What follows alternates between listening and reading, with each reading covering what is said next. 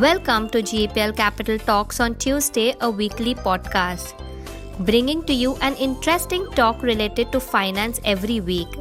Stay tuned.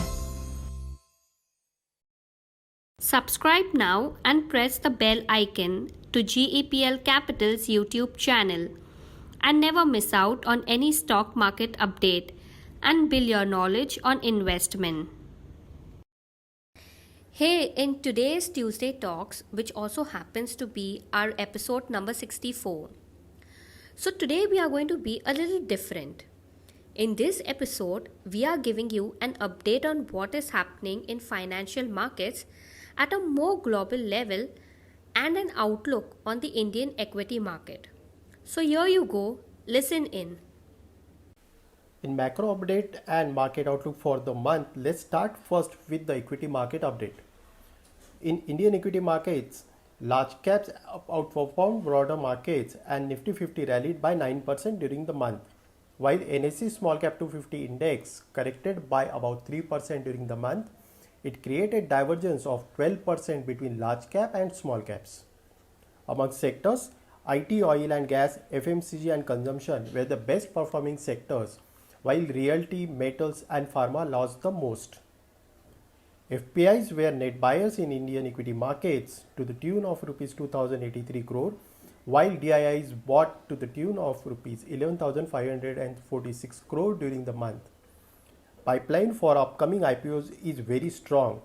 As per data from Kotak Institutional Equities, forthcoming IPOs that have been filed with SEBI so far in 2021 stands at Rs 1.06 lakh crore, of which about Rs 20,250 crore has been cleared by SEBI so far.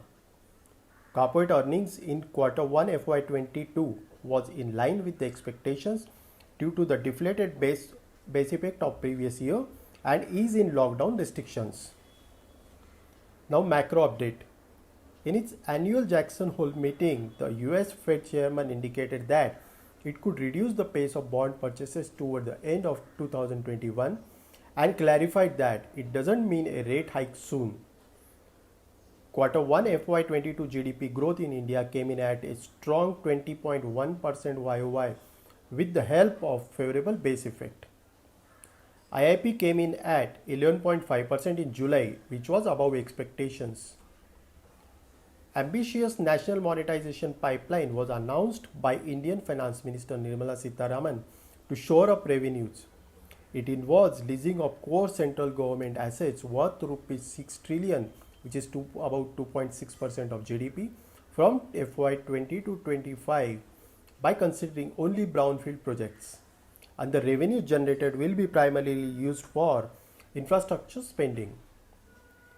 India has seen a significant moderation in daily COVID cases from a peak of 4 lakh in May 2021 and reported less than 50,000 daily new cases for 80 continuous days. Under nationwide vaccination drive, a total of 75.89 crore vaccine doses have been administered so far, as a result of which restrictions have been removed and economic activity has seen a healthy recovery. This has considerably reduced the possibility of extensive third COVID wave in India.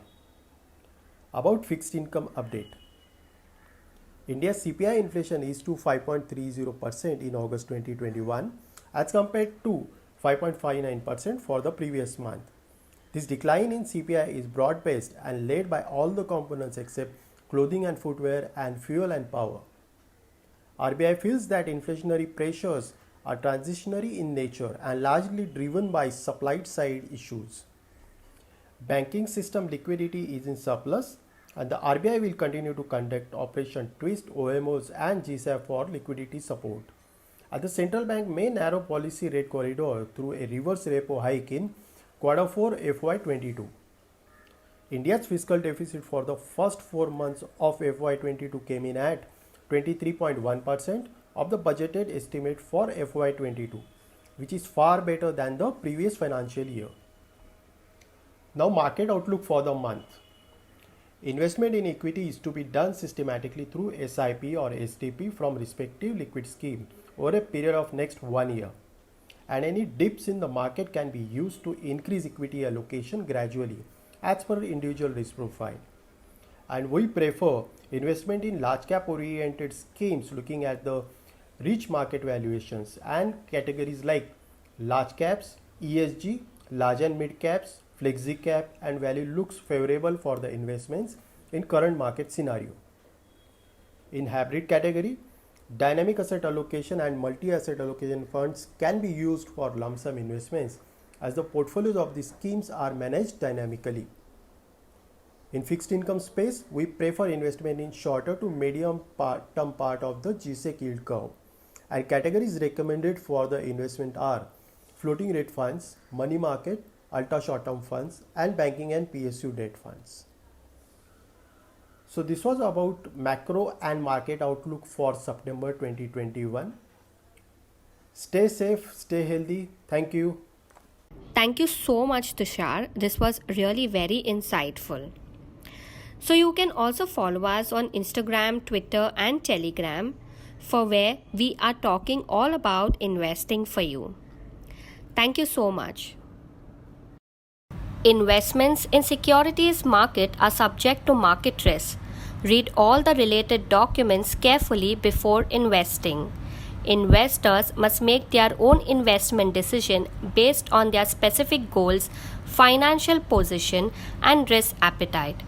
The content provided herewith is purely for information and educational purpose only.